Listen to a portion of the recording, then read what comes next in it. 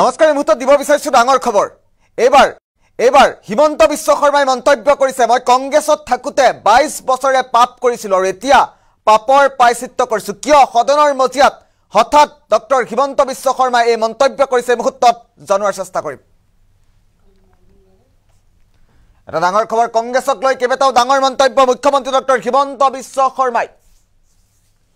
কংগ্ৰেছত থকাৰ সময়ত হিমন্ত বিশ্ব শৰ্মাই কৰা পাপ সন্দৰ্ভতো কৰিছে মন্তব্য। মুখ্যমন্ত্ৰীয়ে বিধানসভাৰ মজিয়াতে স্পষ্টকৈ কৈ দিছে, 22 বছৰে মই কংগ্ৰেছত কেৱল পাপহে কৰিছিলোঁ।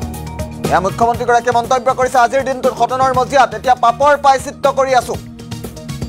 এয়া মুখ্যমন্ত্ৰীগৰাকীয়ে মন্তব্য কৰা পৰিলক্ষিত হৈছে। সেইকাৰণেই 8 ঘণ্টাৰ ঠাইত 16 ঘণ্টাকৈ দৈনিক কাম কৰোঁ। এয়া মুখ্যমন্ত্ৰীৰ মন্তব্য। আমি পৰৱৰ্তী পৰ্যায়ত মুখ্যমন্ত্ৰীৰ মন্তব্যও শুনাম। কংগ্ৰেছক লৈ আজি কেইবাটাও ডাঙৰ মন্তব্য কৰিছে হিমন্ত বিশ্ব শৰ্মাই। কংগ্ৰেছৰ বিৰুদ্ধে আক্ৰমণাত্মক মন্তব্য কৰিছে। কংগ্ৰেছত থকাৰ সময়ত হিমন্ত বিশ্ব শৰ্মাই কৰা পাপ সন্দৰ্ভতো মন্তব্য কৰিছে।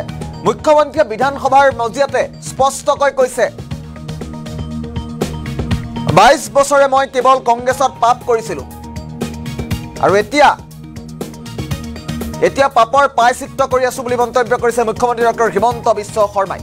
মুখ্যমন্ত্ৰীৰ মন্তব্য আছে, সেইকাৰণেই 8 ঘণ্টাৰ ঠাইত 16 ঘণ্টাকৈ কাম কৰোঁ বুলি কৈছে। কি কৈছিল মুখ্যমন্ত্ৰীগৰাকীয়ে, এই মুহূৰ্তত পোনে পোনে মুখ্যমন্ত্ৰীৰ মন্তব্য শুনাম।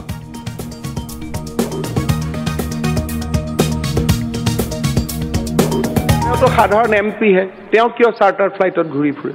যাত্ৰা হয়, যাত্ৰাত ভেনিটি গাড়ী আহি যায়। ভেনিটি গাড়ী কোনে ইউজ কৰে? চিনেমা এক্টৰবিলাকে। অখিল গগৈ ডাঙৰীয়া দেখাৰ সৌভাগ্য হৈছিল নেকি ভিতৰত, সেইখনতো যাব নিদিয়ে ভিতৰত। যিখন আচল গাড়ী তাক ক'তো যাব নিদিয়ে। তাত ৰাতিপুৱা আৰম্ভ হয় south Indian north Indian breakfast দি, তাততো কোনো যাব নিদিয়ে বাৰু। আমাৰ ইয়াত আমাৰ গুৱাহাটীৰে ল'ৰা এজনে দিয়া সৰু সুৰা এথেনিক ফুড খাব পায় আৰু, কিন্তু বাকীটোতো ভিতৰ আৰু ৰাতি আৰু দিনততো কাকো যাব নিদিয়ে।